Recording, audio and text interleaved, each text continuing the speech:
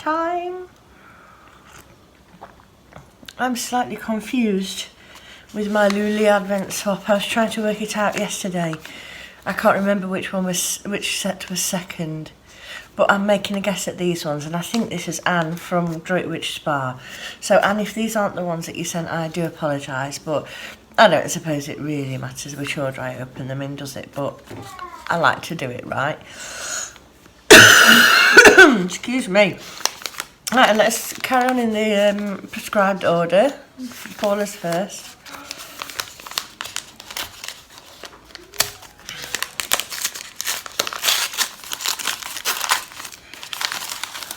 Oh, let me get in it.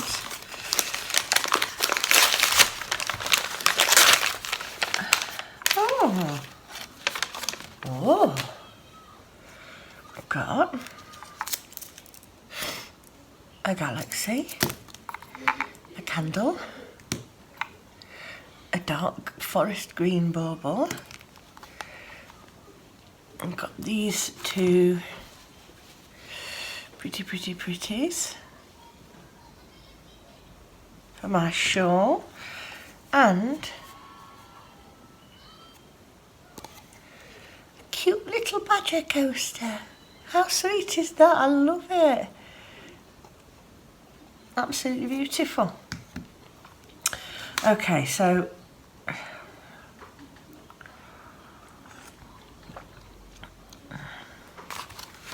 this one next, which I think is from Anne. A different Anne this time. Funny how my first two swap partners were both called Anne.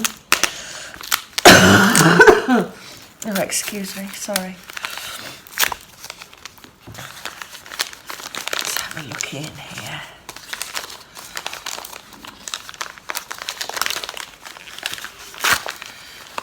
Oh dear. Not very dexterous this morning, am I? Ooh. Oh, what a pretty colour. Oh, it's gorgeous. Really lovely. This is Owl About Yarn. And it says colourway unknown. Colourway gorgeous. Lovely. Thank you, Anne. And Cherie's number 7.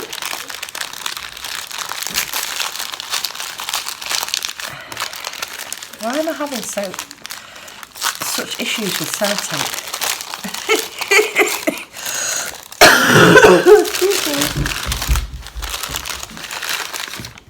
Ooh, my tea's stuck in there. Oh, and one of my favourites, Book of Nighttime. Yum, yum, yum. Thank you very much, Cherie. And one of those lovely caramels. And this is a completely new to me one as well. Golden Yarns. Oh, it's the Quality Street. Oh, that is so pretty. Thank you very much, Cherie. Absolutely lovely.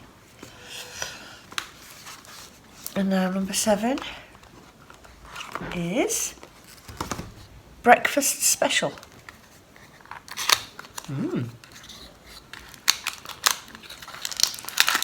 Is Organic Ceylon black tea. Ah, it's just black tea. Okay.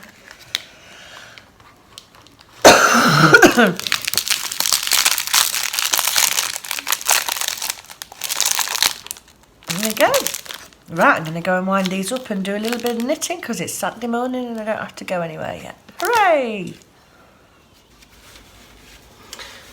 Right, we're off out in a little while. I've just finished making our picnic, but I'm going to make some porridge for the kids and I thought I'd share with you my porridge recipe. It's not really a recipe, it's just a few items slung in a bowl and cooked until gorgeous. So, this is a measuring cup, a 1 cup. And that amount of oats is perfect for the 3 of us. And I'm using these Mornflake oats, which I'm a bit disappointed because I thought this was a paper bag, and it's sort of, when I got it open, I found it sort of plasticised in the centre. On the inside, I should say. So I was a bit disappointed. I won't get those again. I want them just in a paper bag, please. Anyway, this is the way I was taught to make porridge, and it obviously differs from person to person, but this is how I've learned to make it. So I do 1 part oats, 3 parts liquid, and I usually do about just over 1.5 of milk. So about 1 2/3 cups of milk, and then 1 1/3 cup of water.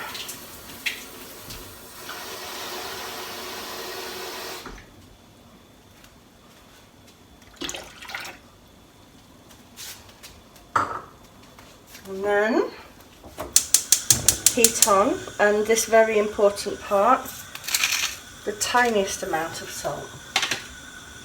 My granddad spent quite a large portion of the Second World War in Scotland.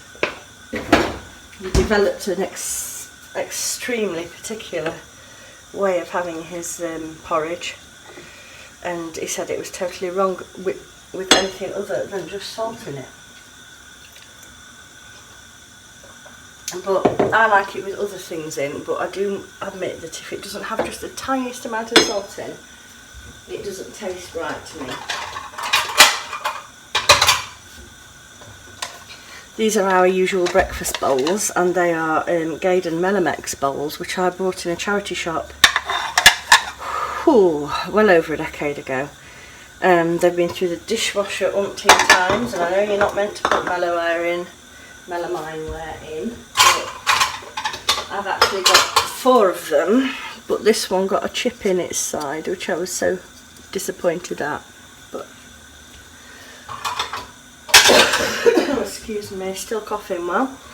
Right, so it's just a matter now of stirring and waiting. But while I'm waiting, I'm going to prepare our various toppings.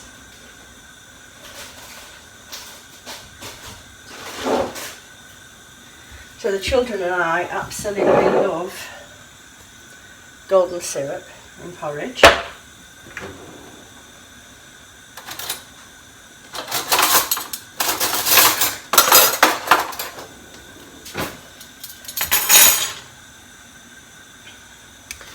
These spoons, actually I've got a full set almost, apart from a few missing teaspoons.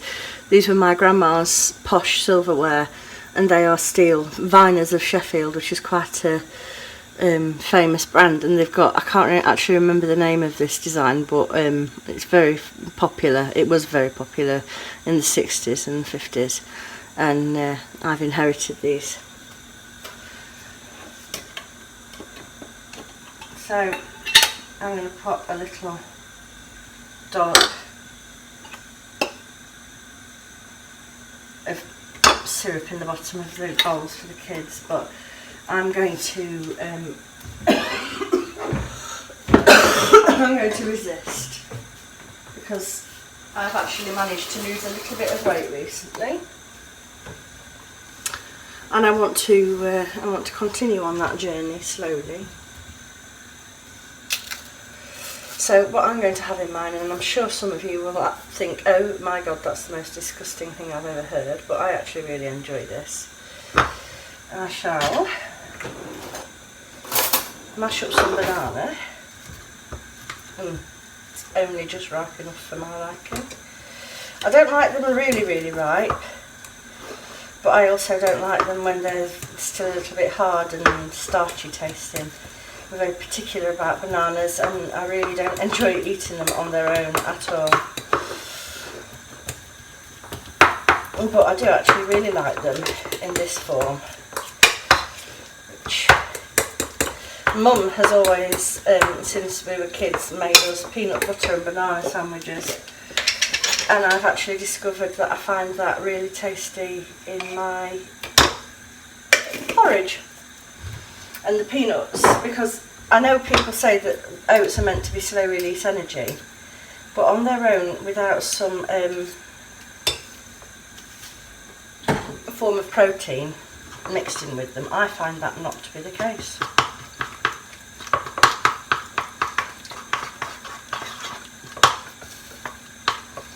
find when I've eaten porridge I feel really full, but then I very, very quickly feel really hungry again.